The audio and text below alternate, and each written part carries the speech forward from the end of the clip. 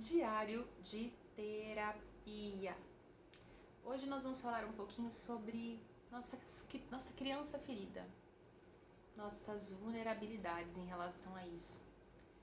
E eu acho que esse assunto é muito importante. Eu acho que eu já comentei assim, né, ao passar em alguns vídeos aqui, mas eu venho percebendo desde o ano passado, assim, muito sistematicamente, o quanto muitas vezes a minha criança, em diversas fases da vida, pula o limite da linha do tempo e tenta resolver problemas, situações totalmente diversas dentro da minha rotina, dentro da minha vida.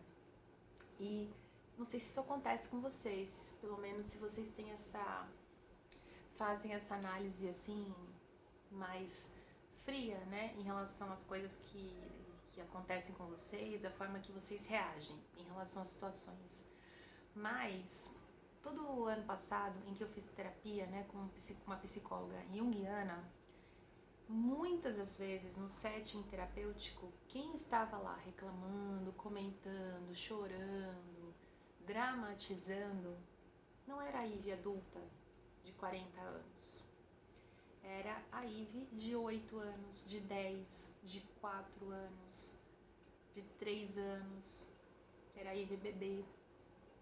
Eram outras Ives que eu não tinha consciência, que eu não nomeava, que eu não percebia, que eu rejeitava porque não me fazia bem, que eu ignorava em algumas situações e que por ignorar e que por rejeitar gritava, esperneava para ser identificada.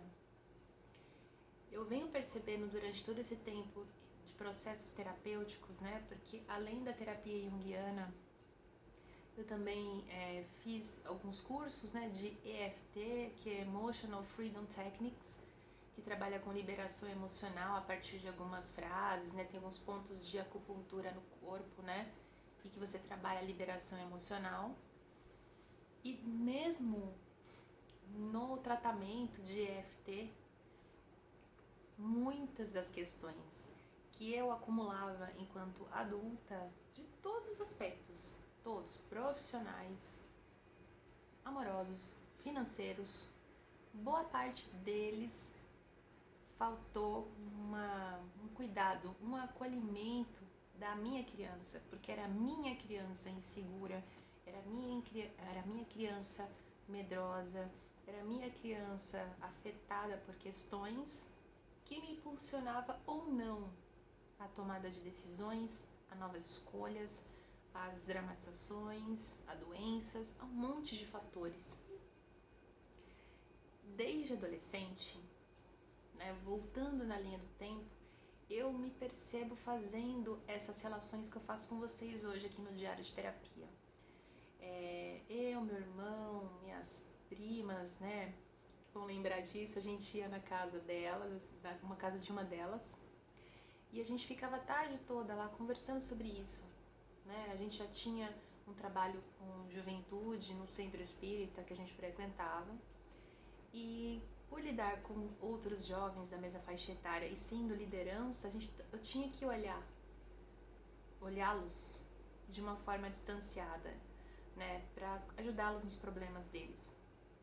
E quando eu me distanciava dos fatos em si, para poder me conectar com essa pessoa, com o sofrimento dela, que tinha gerado aquela ação, aquele impacto que tinha me afetado a outra pessoa, aquele conflito que poderia ter nascido ali, naturalmente a gente refletia sobre a gente mesmo.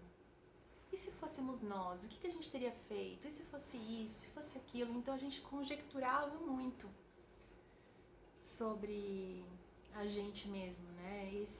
Como se fosse uma terapia mesmo. E atualmente eu percebo que muitas das questões, talvez da humanidade, possam existir por conta dessa ausência de reflexão e de relação consigo mesmo. Tem uma música do Arnaldo Antunes que chama-se Saiba. Eu até separei porque eu falei, vou tentar fazer esse link, porque eu faço esses vídeos de cabeça, assim, às vezes ele sai de um jeito e não sai do jeito que eu planejei, porque terapias não são do jeito que a gente planeja, são do jeito que são, né? Mas eu falei, preciso falar dessa música. E ele escreve assim: saiba, todo mundo foi neném. Einstein, Freud e Platão também. Hitler, Bush e Saddam Hussein. Quem tem grana e quem não tem. Saiba, todo mundo teve infância. Maomé já foi criança. Arquimedes, Buda, Galileu e também você e eu. Saiba, todo mundo teve medo, mesmo que seja segredo. Nietzsche e Simone de Beauvoir, Fernandinho Beiramar. Saiba, todo mundo vai morrer, presidente, general ou rei, anglo-saxão ou muçulmano, todo e qualquer ser humano. Saiba, todo mundo teve pai, quem já foi e quem ainda vai. Lao Tse, Moisés, Ramsés, Pelé, Gandhi, Mike Tyson, Salomé. Saiba, todo mundo teve mãe, índios, africanos e alemães. Nero, Che Guevara, Pinochet e também eu e você. Quando eu escutava essa música, quando eu lia sobre essa música, eu sempre pensava, quem foi essa criança Hitler, por exemplo? O que aconteceu com essa criança que fez com que ele se tornasse um dos maiores genocidas do planeta? Né? O que fez com que ele lidasse com as pessoas e com o mundo e com as relações da forma que ele escolheu? Quem é que estava ali? Era a consciência, né, de uma pessoa adulta, madura, ou era além de uma questão doentia ou psicopática, uma relação muito dura e muito afastada das dimensões da infância, né? A gente não vai saber. Provavelmente grandes conjecturas vão poder ser feitas, né? Quando eu vejo, por exemplo, pessoas saindo nas ruas, lutando contra, fazendo campanha anti-vacina, ou dando risada de pessoas morrendo na pandemia, eu reflito sobre isso também, sobre como que essas pessoas foram tratadas na infância. Será que com o mesmo desprezo? Será que com a mesma falta de afetividade, de empatia? Será que elas estavam mortificadas numa solidão que a gente não sabe? Quais são essas dores que fazem com que a pessoa oprimida oprima depois? Que é um ciclo que o Paulo Freire fala muito bem, né? Na pedagogia do oprimido, em que de tanto você sofrer agruras, tanto faz emocionais ou físicas, não importa, sistematicamente, em algum momento você vai lá e revida, né? A gente vê isso muito na infância. Quem é educador, quem é educadora, quem é mãe, quem tem criança na família, vai perceber isso. A criança, ela age por instinto, por impulso, ela é corpo, ela é emoção intensa, ela é profunda. Então, se acontecer alguma coisa, ela vai lá e rebate, ela devolve, ela age, né? Ela não tem ainda essa possibilidade de reflexão. Mas muitas dessas crianças, elas são tolhidas, elas são oprimidas, elas são caladas, são silenciadas. Quantas vezes na nossa infância a gente não foi calado? Né? Engole o choro, ou se chorar apanha mais, né? Ou na escola mesmo, quando você queria fazer alguma questão, os outros já te ridicularizavam, então você vai se segurando, se escondendo para que a sua invisibilidade não te exponha novamente a uma vulnerabilidade que você não sabe lidar. Quando na infância a gente foi levado a refletir sobre as nossas emoções e a lidar com elas, nomear as nossas emoções, né? Já comentei aqui algumas vezes que eu estudo muito sobre as emoções, sobre comunicação não violenta. E na escola onde eu trabalho, eu venho trabalhando com os alunos a questão das emoções, né? Nomeando essas emoções.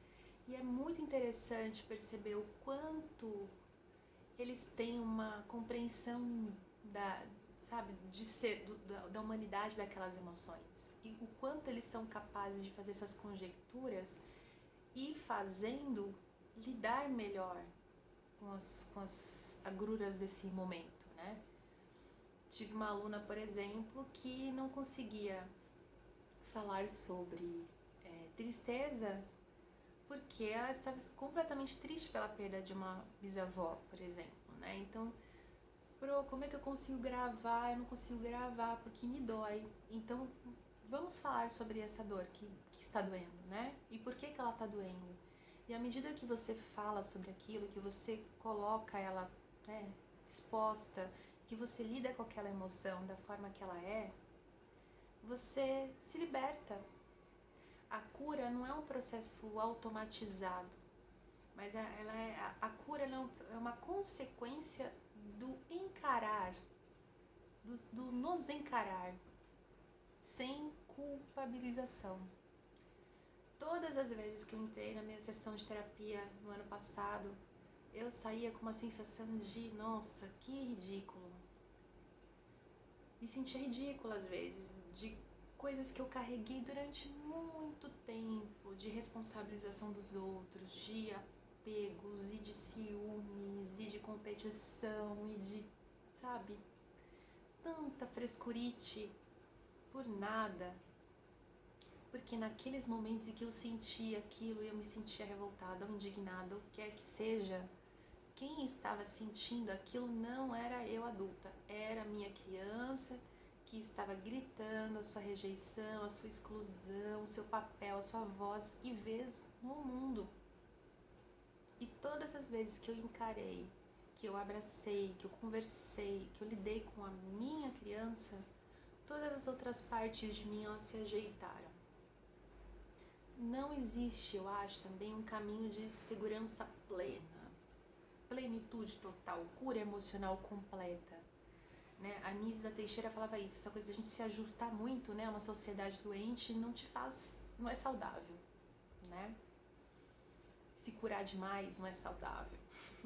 Clarice Lispector fala disso, às vezes a gente vai tentar curar umas partes nossas que na verdade são as que nos sustentam, né? Então a gente não sabe muito bem qual é a parte que sustenta toda a nossa humanidade, sustenta a nossa história, sustenta nossa complexidade psicológica, né? Mas eu acho que nesse momento social, muitas das questões que a gente vive são decorrentes dessa ausência de reflexão, dessa ausência de trato, de cuidado com a nossa criança ferida.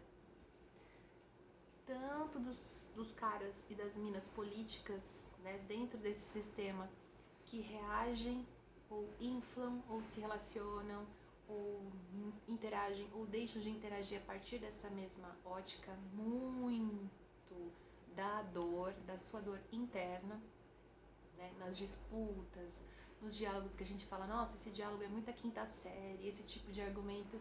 E né, porque às vezes a pessoa exatamente, ela tá lá presa, né, aquele político adulto, ele tá preso ali, naquela circunstância, às vezes em um fato em que ele quer provar a sua verdade, a sua identidade, ele fica ali teimando a vida inteira no mesmo caminho, né? E essa música, Saiba, ela põe isso aí na nossa, atrás, né, essa pulga na nossa orelha. Se todo mundo foi criança, se todo mundo passou por esse processo, o que fez com que um fosse Gandhi e o outro Hitler?